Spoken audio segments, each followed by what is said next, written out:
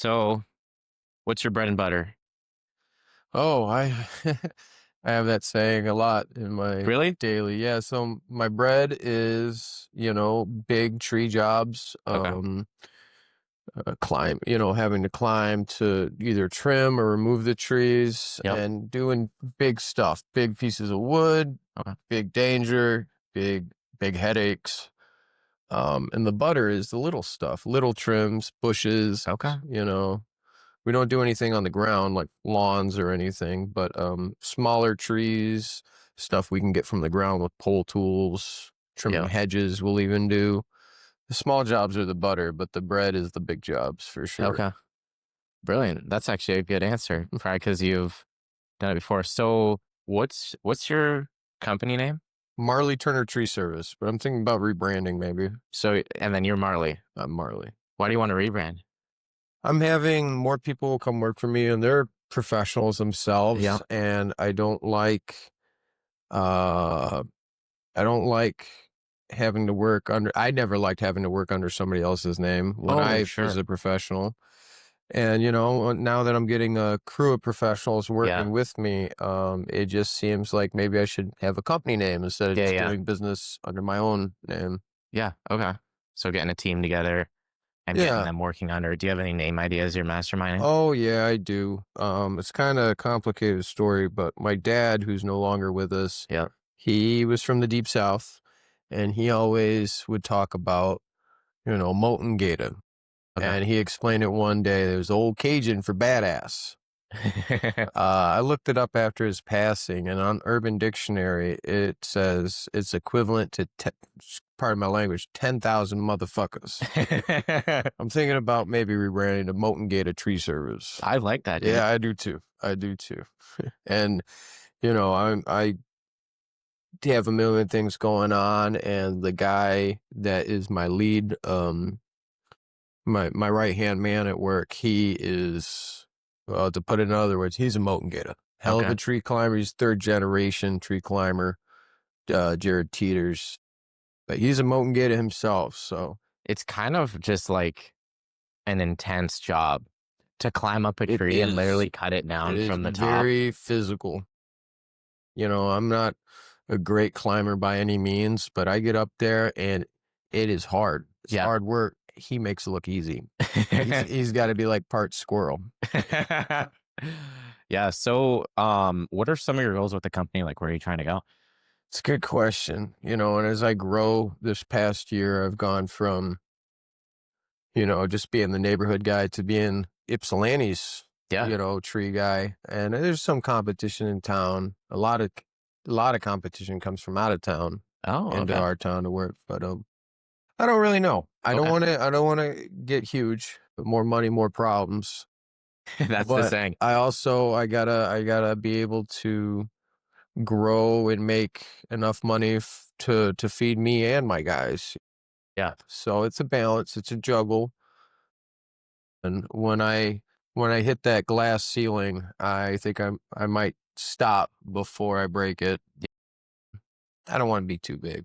I'm not like a super I'm not greedy. Yeah. You're not trying to go massive corporate I'm not, profit. I'm not a super capitalist Yeah. type of guy. No, and I respect that. I just had Alvaro on Mhm. that hobbies gardening, Yeah. and he's the same way. Yeah. He's like, I'm not opposed to growing, Mhm. but I'm not trying to become massive and make, Sure. all this crazy money. I just want to help people Yeah. get an awesome garden that they love. I've worked for guys in the tree industry. I've worked for companies that, one guy's just making millions. He's got multiple crews out there and he's just making money hand over fist. That's not what I'm Yeah. about. I'm just trying to make a mean, I'm Yeah. trying to make a living, Yeah. Make a living for yourself. And obviously, when you've got guys under and my you, guys. Yeah. or, I want them to have a comfy life yeah. as well. Oh, 100%. Yeah.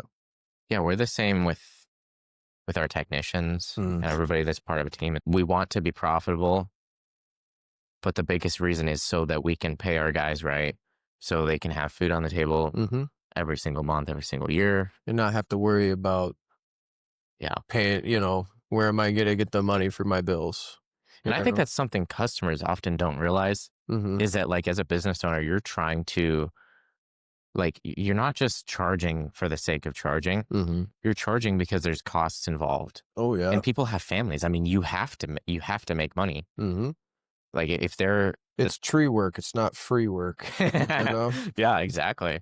Do you guys charge for, like, estimates? Actually, if you're pretty much in the county, I mean, I might hit somebody for a little bit of gas money if I have Yeah. to go far afield, but if you're in the county, I give out free estimates and Yeah. consultation. Yeah.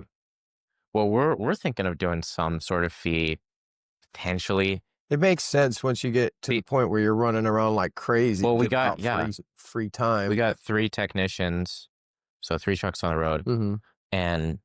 but we'll have situations where we're getting called out, like, over and over and doing these free inspections, and it's just, I mean, our guys have to make money, Mm-hmm. and we can't just be driving to, like, Company needs to make 16 money jobs. too. Well, oh, yeah. After everybody's paid up, the business itself has to be profitable. You can't be stagnant. Yeah. Can't grow it. Well, that's the other thing. I mean, it's not cheap to build out everything Mm-hmm. to grow. And we're not trying to be this massive corporate company, but we are trying to kind of grow as quickly as we can as a Mm-hmm. company. Partly because we think the industry for pest control is underserviced by the bigger corporate Of companies, or, like, course. Yeah. people not showing up, not doing a good job. Like, we had a client tell us, the guy came and he was stoned, and there's just certain things that we're trying to do better in the industry. I get it. So, do you know what the ideal size would be for you, or are you still kind of workshopping, like, how many guys I want? Maybe running 2 crews would be an end goal. How many people in a crew? 3 to 4. Okay, so Yeah. 8 guys. Where are you at right now? Running 1 crew, usually 2, 3, about 3 to 4 guys Okay, daily. okay. Yeah. What's stopping you from getting to that second crew? Is it job flow, or getting the right guys? A little bit of both, and also wanting to pull the trigger. I mean, once you're running Yeah. 2 crews, you can't be, you can't always be there as the owner. Yeah. And so you have to really trust who you send out under your name and your Yeah. company's name. Finding good work is hard to come by, and also just the logistics of everything, keeping everything running smooth. Yeah. It's hard to do with 1 crew, but we're doing it. I would hope maybe in a year or 2 we'll be at that nice sweet spot, Yep. and running 2 crews and everybody's paid up and happy. Yep. But I'm not rushing it. In fact, my whole idea of what I want to do with this has been a very slow, calculated, in a sense, process. I'm not. How long ago did you start? I've been doing tree work for about 10 years, Okay. going on 10 here Yeah. soon, maybe 9. And I was doing a lot of the stuff, a lot of work, per diem under the radar. Yeah. And in the winter, I'd slow down and I'd go work for bigger companies at times. Yeah. And then about a year and a half ago, I said, you know what? I don't want to work my fingers to the bone and break my back Yeah. anymore for these companies. I'm going to buy an LLC. So I got Okay. my LLC last year. Bought that 350 you saw outside. Yeah, that dude, that thing is 350. nice. Got a dump trailer, and I worked all year last year with just that and hand Okay. tools. Yeah. Started out in a jalopy, like an old beat up truck. Yeah. Yeah, old 95 F-150, holes in the Yep. floorboards, Fred Flintstone stuff, But this year, we got the truck and trailer right, and this year I bought a chipper. Oh, I bought sweet. my right hand guy an older truck, yeah, but can't kill those old things. I know they last forever. Yeah, so now we got 2 trucks, and we're Okay. pulling a trailer and a chipper. I think in the future, we'll probably try and finance like a spider lift, which is like a backyard lift machine. Yeah, so then you wouldn't have to climb, right? Not as much. Yeah. I mean, you can't always get bucket trucks Yeah. and high rangers and even the tracked lifts. You can't always get those in tight spaces. So, Yeah. you know, in this county too, Ann Arbor and Ypsi, a lot of the backyards can be pretty tight. So That's doing yes, it by hand is like, still kind really of important. the most tactical way to do it. Because you need to get, because they'll have like legs that come down, Hmm. right, that support, and then the arm will go up. Yeah, and those So you need the space. spider type and the backyard type, those are exclusively made for tree work in mind. I mean, Yeah. you can go get a towable lift from a rental Yeah. company, Yeah. but those are like for doing building and They're painting not, and yeah, they're not tree specific. right, Yeah. exactly. So what do you do in the winter? Are you like, do you shut down? Well, last winter I starved.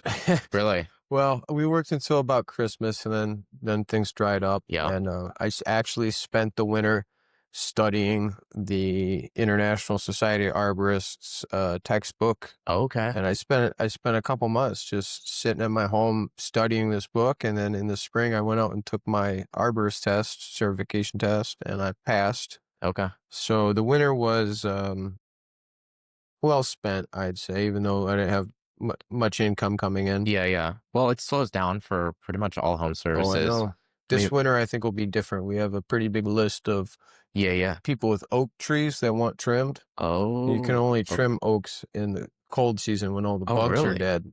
Because there's such a thing. It's a fungus called oak wilt. Okay. Yeah. It's carried by vectors, bugs. If you if you in the hot season, when the bugs are still Yep. Flying around. sucking air, right? You cut into an oak tree, the secretion of the wound, the sap, and Yeah. it puts out a pheromone in the air that can draw this type of bug for miles Wow. to the source of the pheromone in the oak tree. And while the bug itself is not harmless, they carry a fungus spore on them. It is Okay. commonly known as oak wilt. Can kill a white oak in about 3 to 5 years, and it can kill a red oak in about 2 years So if you trim it, in the it'll summer. bring these guys In the summer, in the summer, and then they will poison the tree effectively. pretty much, it'll give Wow. it a fungus, Okay. and the fungus is systemic, and it'll take over the tree, and it will start to wilt Yeah. to the point that it dies. Is that more of an arborist thing than like a tree, like a, what's the difference between, is what you do all considered arborist? Anybody that works trimming trees, removing trees, they are the job title is called arborist, Okay. but only people who have taken certificates from credited Yeah. institutions, like I have an ISA arborist certification, Yeah. they're called certified arborists, and certified arborists are the people that know what they're talking about. Yeah. They know the science behind things. They know how to operate on a job site Yeah. safely. You learn how to do the job. You learn how to do it safely, the do's and don'ts, and you learn the science behind what you're doing in a sense. Okay. Yeah. Yep. Yeah. So you have that certification now. Yeah, and Okay. there's a lot of people out there that might know what they're doing but don't have the cert. Yep. There's a lot of people out there that don't have the cert and don't know what they're doing, but they're still doing it. We call those hacks, and they come in, they underbid you. Yep. They might get a job. I've seen a lot of people working that aren't they might be tree people doing tree work, but Yeah. they're not certified arborists. Yep. And it's important to, if you're hiring somebody to work on your trees, especially Yeah. big Yeah. trees with targets like houses or garages or cars underneath. Yeah. That's a big, You want to make like, sure they know what they're doing. right. I've seen videos of people falling trees onto a house, and I'm just like, well, that's unfortunate. Yeah. Now, obviously, like, when you're running a business, you can't be perfect. Have you had any incidents that you felt like you learned from? Yeah, I've had an employee crash out on a customer before, Yeah. get so irate that they they blow up in somebody's face and have to leave the job site or something. It's a high stress job, and sometimes you gotta tell somebody, hey, go take a break. Yeah. For your mental sake, And thank goodness we haven't had any like insurance claims because of damage or stuff. Something, we've probably dented a gutter before. Yeah. We've what else? I mean, we've like the other day we popped a communication line by accident Yeah. to my guy who was in the tree doing the work. To his credit, I mean, the line was only held together by electrical tape. But I mean, these things happen. No, and it's some homeowners think that life is perfect. They think it's going to be perfect every single time. Like every professional company mhm, has things happen mhm, because in the world it's unpredictable. yeah, And but a lot of it's like, how are you going to take care of it once it does happen? yeah. That's what insurance is for, Yeah. and workman's comp. So I don't know much about the tree industry, but like if I'm a homeowner looking at hiring you, let's say something did happen, does your insurance cover it? Like somehow my damage got property or my property got damaged. Sure. I Does your insurance cover everything there? Yeah, I have like $500,000 coverage, Okay. you know, and thankfully we haven't had to pull it Yeah, yet. yeah. We haven't had any incidences like that. If it's if we ding a gutter or we break a flagstone or something, I'll usually just Yeah. try and make amends with the homeowner before Before you without getting the Yeah, insurance yeah. involved.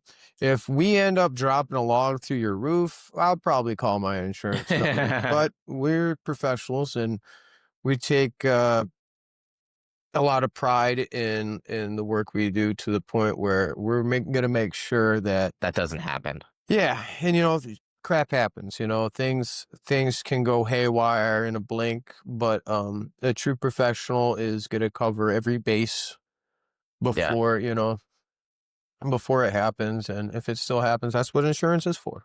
Yeah. Yep. Oh, 100%. So you officially started your business like a year and a half ago as the LLC, Mhm. and then you've been in the industry for like about 10 years. Mhm. Okay. Cool. And yeah, you're saying in like 2 years you'd like to have another crew going? I don't know how far down the road Yeah. that might be, but it'd probably be ideal, the most ideal Okay. situation. More than that, it'd just be like I said, more money, more problems. Yeah. Well, that's how, well, when you've got more people, there's more moving pieces and you're the business owners. So when there's a problem, it goes from down here right up to you. Yep. And yeah, it's chaotic. It can be. It's a stressful time. But yeah, so you think you'll stay busy through the winter with these trees. And obviously like we die down a lot too in the winter. Like there's just not as many bugs flying. Oh yeah, We get a lot of mice. I bet. Mice, Rodents. Yep. rodents, bugs will work their way through like the siding Mhm. and into people's houses. That usually isn't an issue if they have like quarterly treatments. Mhm. Um, is pest control something you've ever had clients need?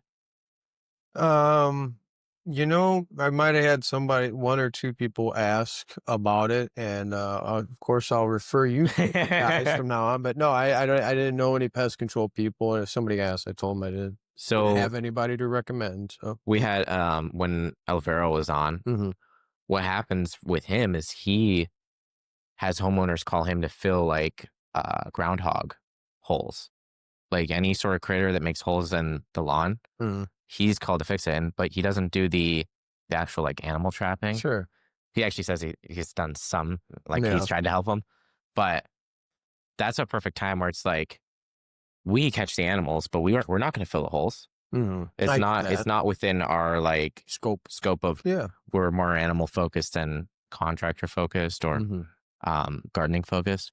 So when we do trapping now going forward, we'll let people know that he can take care of the come holes. back and Yeah. take care of it. Huh? And That's cool. that's part of what we're doing with other businesses. But I'm also like, it never hurts to have a good community of business owners hmm and people in the space that you can bounce ideas off of like, hey, I have, this specific scheduling problem. There's just tons of things that happen. Oh, I took a look at your Google profile. Looks like you've got 37 5 stars. Well, we've serviced a lot more people than that. I can't always make somebody leave a Oh, review. Yeah. Oh, that's not even.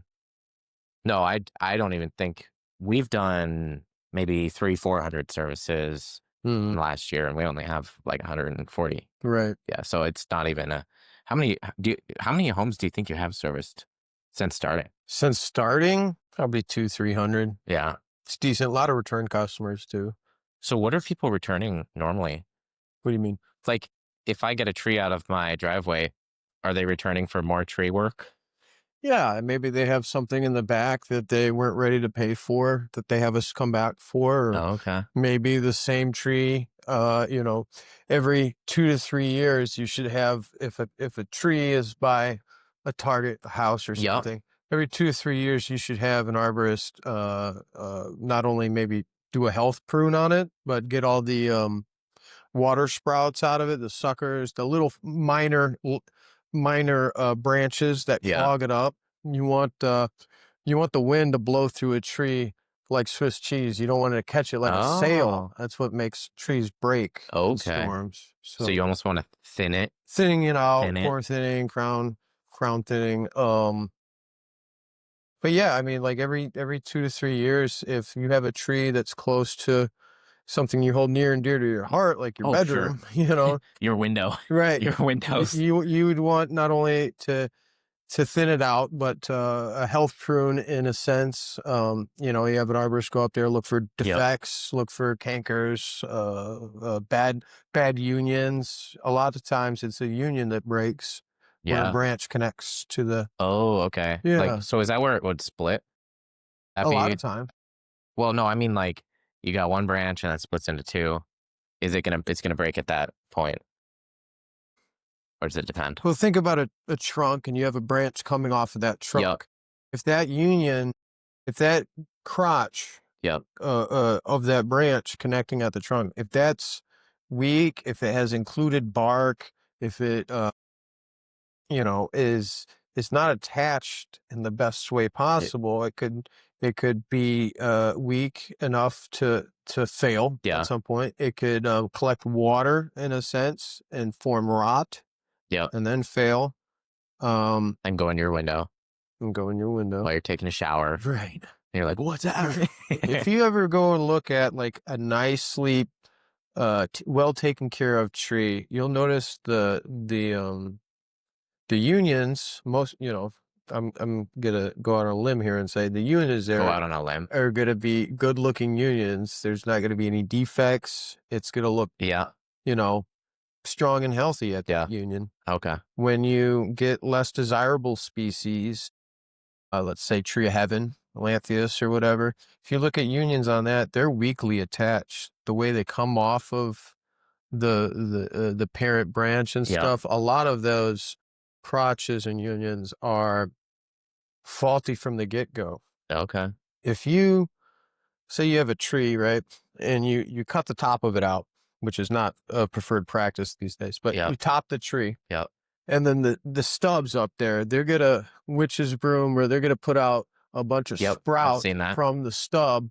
Every one of those little sprouts could, in time, become a big part of the branch. Sure. But at that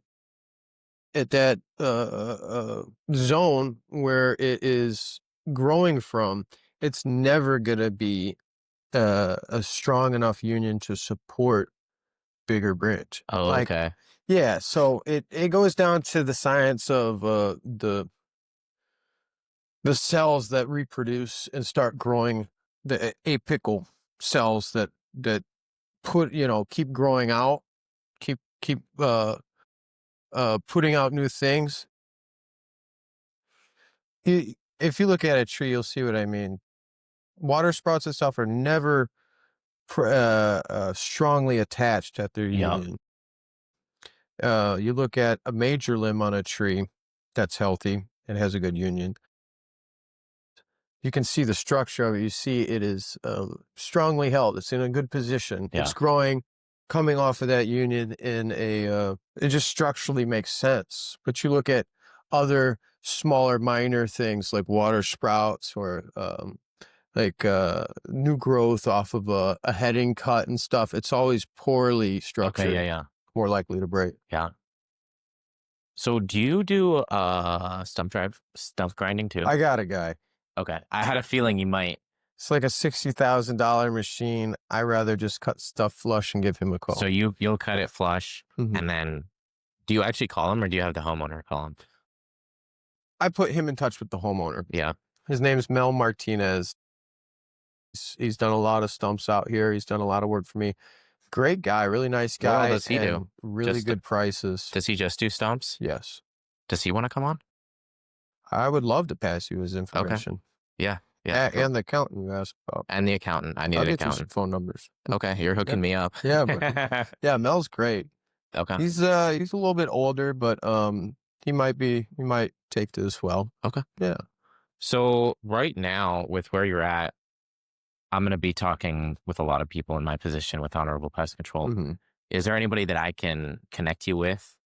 Are you looking for more employees? Would you like more clients? Who should I be on the watch for connecting you with? The only thing I really, I guess, need these days is more brain cells to function better. It's been quite a juggle this year. I don't need more employees. Okay. I don't need more clients. Okay. I just need to be able to handle everything Yep. that's going on easier. I've been thinking about hiring maybe an office person. Yeah. Right now, I'm doing everything. Okay. Yeah. Yeah. We hired our first office person like a month and a half ago. Mm. Um, yeah. So if you get somebody like that to start taking calls, that would probably take a lot off your plate. Not just that. In this industry, you usually have somebody that goes and scopes out new jobs for you. The lead, Yeah. a lead or a bid guy, so to say. Yeah. But yeah, estimator, I've heard him Right, called. right. Blanking on the actual word that's most commonly used for that position, but um, it's really hard to show people what I do and to have them, do what I do. It's been Yeah. to train them. It's been really hard to even know where to begin. And when you're looking and bidding on trees, if you're the bid guy, you got to know everything Yeah. You have about to the be very operation. knowledgeable. Yeah, you got to know from how to disassemble the tree to how long it's going to take to Yeah. local the local prices. Okay, these guys are going to come probably bid this much. I'm gonna bid this much because I want this job, yada yada. You got to know every aspect of the business to be the estimator. Yeah. And honestly, it's probably the hardest part of the job, aside from the physical tree climbing and Really? Okay. Well, doing the you actual just work. have to understand it enough, like to a level of depth that's a lot, because you need to understand all your costs and how to actually price it so you don't lose money. Yeah, I mean, you bid too high all the time, you're never going to get a call. You're never going to Yeah. get a job. You bid too low all the time, you're going to go out of business in a blink of an eye because Yeah. not making enough money. You got to be right in that sweet spot all the time. It's an art. Some people never master it. I'm not saying I've mastered it, but I'm doing fairly well. You got to just take everything, absolutely everything into consideration. And even then, you can still find Yeah. yourself behind the eight ball. Yeah, you definitely can. Yeah. So if people listening want to find you, what's a good phone number for them to call? My phone number for the business is 734-215-7885. And you can also reach out online. My website is Marley Tree Service. It's Marley with an EY on the end. MarleyTreeService.com. All right. And I'll throw his truck up on after editing. But yeah, thank you, Marley. Hey, thank you. Great to Appreciate it. learn about your business. Yeah, thanks for having me.